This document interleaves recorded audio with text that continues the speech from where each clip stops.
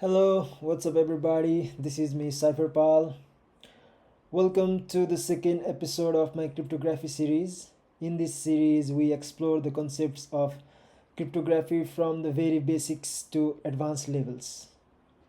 And so, today we are going to discuss about the classical ciphers. More than 2000 years ago, kingdoms and empires often communicated across vast distances. The military commanders needed to send orders to their generals. Diplomats exchanged sensitive information, and the rulers discussed about confidential matters that determined the outcome of the war. But there was a problem. If the messenger is intercepted, then the enemy would get access to the message and gain tremendous advantage. So they had to come up with a solution to conceal the contents of the message, and at the same time only the intended receiver should be able to read and understand it, right?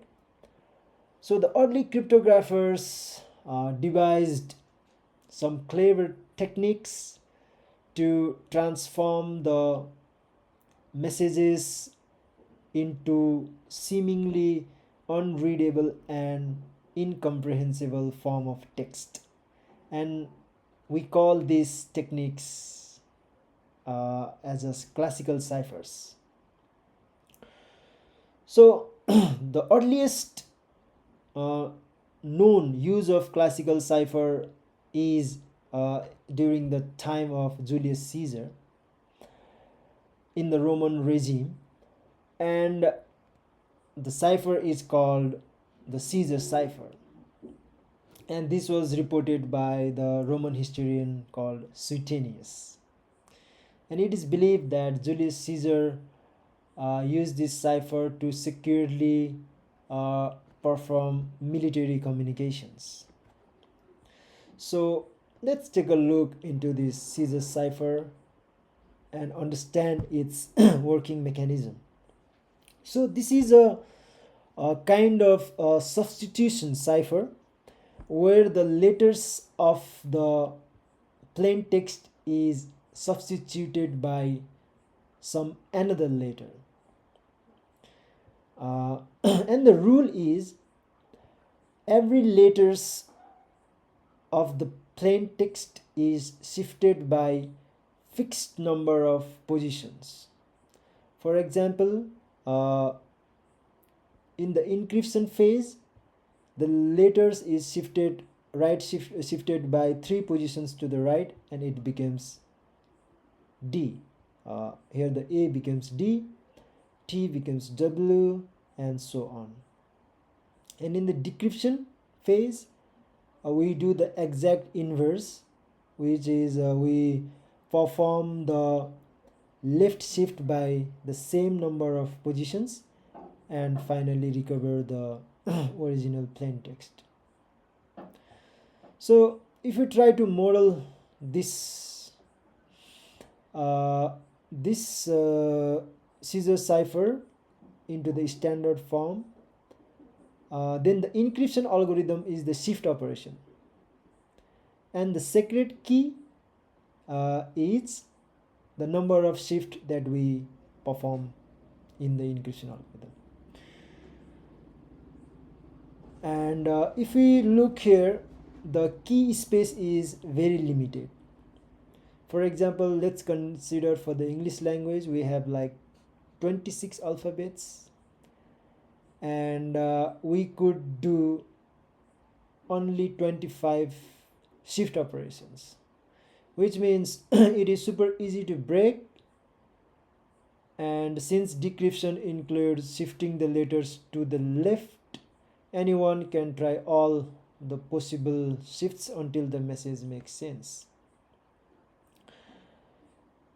So yeah, so even though this cipher looks pretty fragile and easy to break, at that time this was used enormously, because most of the people at the time were illiterate, and yeah, they were not able to figure out and break this cipher. But the cryptographers, they needed much more secure way, uh, secure way for secure methods of encryptions. So after like 1500 years, the next much more advanced form of Caesar cipher was created by Italian named Giovan Battista Vellaso in the 16th century. And this cipher is called Vigenère Cipher. And this cipher was used during American Civil War and even in the World War First. So now let's look into the working mechanism of this cipher. So in order to understand Vigenère cipher, we have to keep comparing it with the Caesar cipher. In the Caesar cipher, there was just a single rule where all the letters of the plain text was shifted by the same number of amount, right? And the key represented that fixed shift. But in the Vigenère cipher, we don't have just one fixed shift. We have the multiple number of shifts in the key, and we call that a keyword. For example, the keyword here is 345,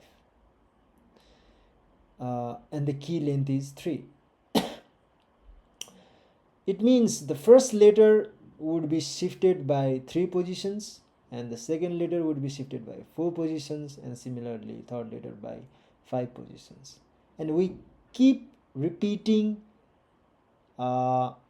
this key till the length of the plain text, right? So this is the framework for the Vigenère cipher, and let's try to see more things in a clear way. In the Caesar cipher, if we see in the Caesar cipher here, A always maps to D here, given the same number of shift. A always maps to D, T always maps to W, and so on, right? But in the Vigenère cipher, this is not the case. The same T here is mapped to W, shifted by 3 positions. But if we see here, the same T is mapped to some other letters. Here it is shifted by 4 positions, and the another T here is shifted by 5 positions, which means makes the Vigenère cipher little bit difficult to analyze, because there is not the single shift here, there is multiple shift. And if we have the key length more than 3, it becomes even more difficult to analyze the Vigenère cipher.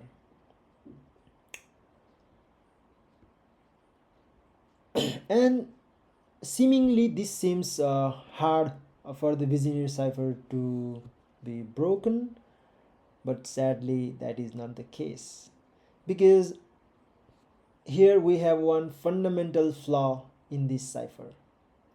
In the previous video, we discussed about one important criteria about the encryption to be secured,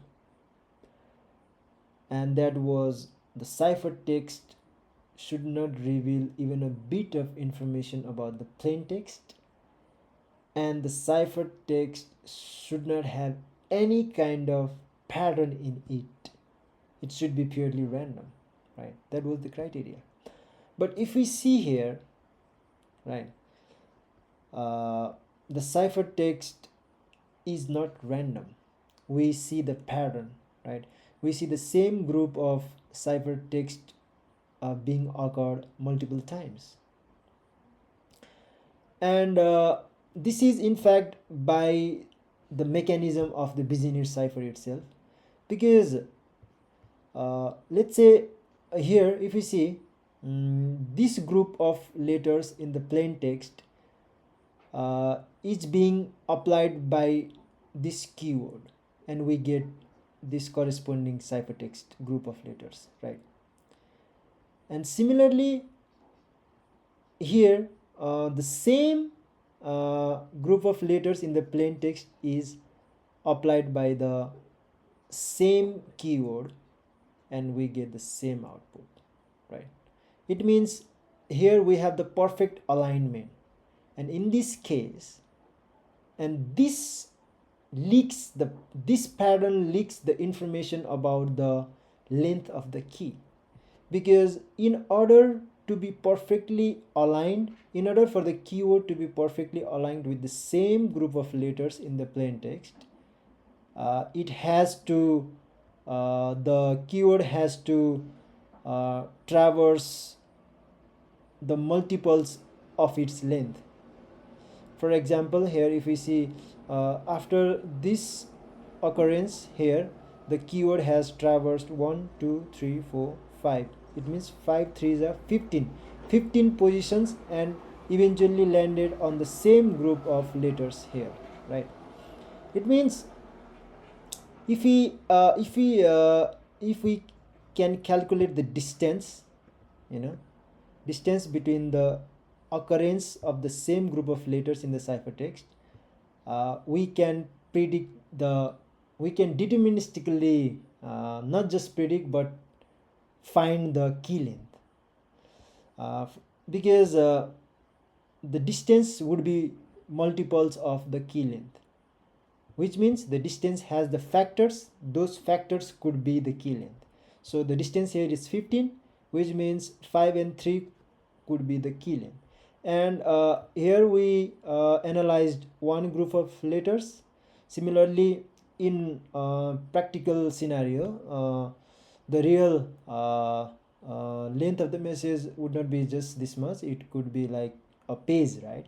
And in that case, there would be other occurrences of the same group of letters, right? Which means, let's suppose in that case the distance was 6, and it means 3 and 2 are its factors, which means 3 or 2 could be the length of the key. Similarly, if the distance is 9, then 3 and 3 would be the length of the key. And once we have enough of this data, what we can do is we can find the highest common factor, and that will be the key length. So if the length of the message is long enough such that there is perfect alignment of the keyword with the same occurrence of the group of letters, then in the ciphertext the patterns will be visible, where the same group of ciphertext letters would be occurring, right? And that will leak the length of the key. Not much more secure now, right? So so once the length of the key is determined, the next step would be to predict the key, right? So how the key prediction can be done? So first let's analyze the key space here. In the case of Caesar Cipher, the key space was just 25, right? But in case of Vigenère Cipher, the key space is dependent upon the length of the key. So if if the length of the key is 3, then the first possible shift would have like 26 possible numbers, could be any out of 26, right? So this is nothing but a permutation. So, and the next key in the keyword also could have 26 possible numbers, and again 26 on the third key also, right? Third number in the key. So this is going to be a pretty much huge number, and in that time manually testing each and every key would take maybe months or years, even years, to decrypt the message if you do the brute force approach. But there's a way. Brute force approach is one of the most inefficient way to tackle any algorithms. So that's why we have another technique to predict the key in case of Vigenère cipher. So if we see here, Vigenère cipher is nothing but a combination of Caesar cipher. It is a stack of multiple Caesar cipher being combined. So if we see here, actually we can break the Vigenère cipher into multiple Caesar cipher. In the same example, right here, if we see certain positions, the letters in the certain positions are always shifted by the same number. For example, here T, E, M, I, these all the letters in all these positions are shifted by the same three number of shift is done, right? Similarly, for these positions, the letters in these positions are always shifted by, sorry, this should be 4. Let me correct it. Oh my gosh.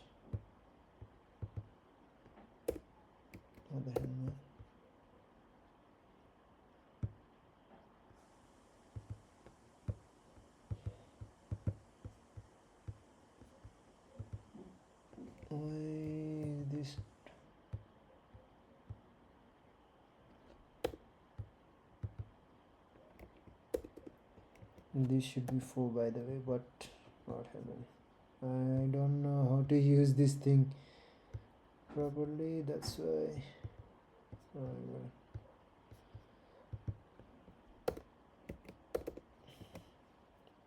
Okay, leave it. Okay, yeah, and those positions, the letters on those positions are always shifted by 4, right?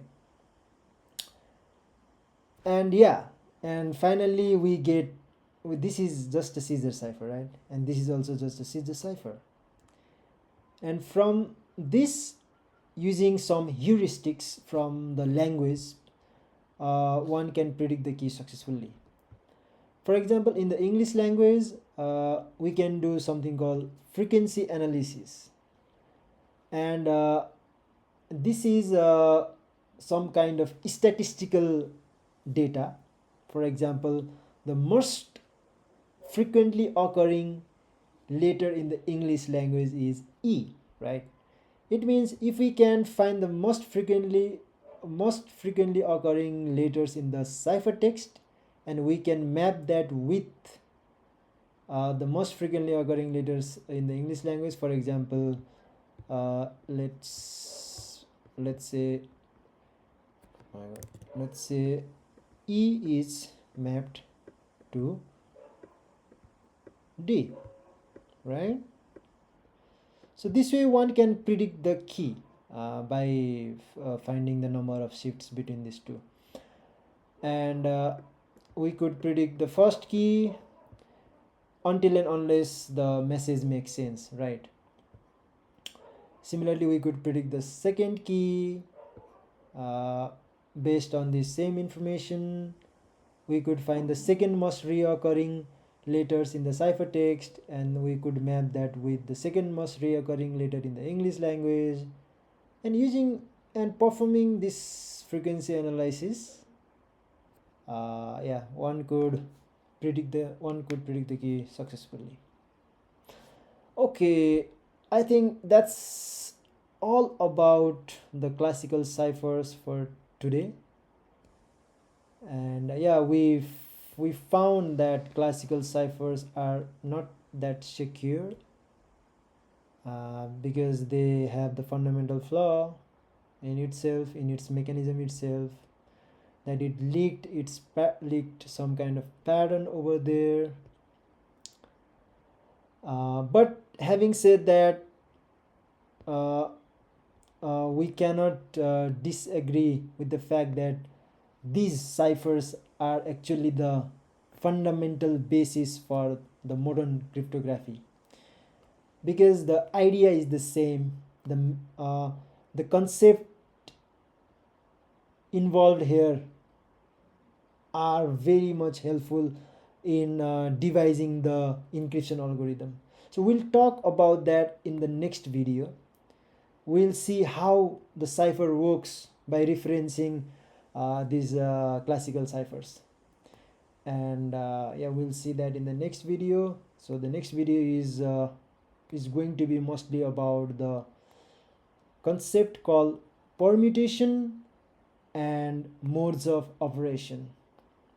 So that's it for today. Until then, see you.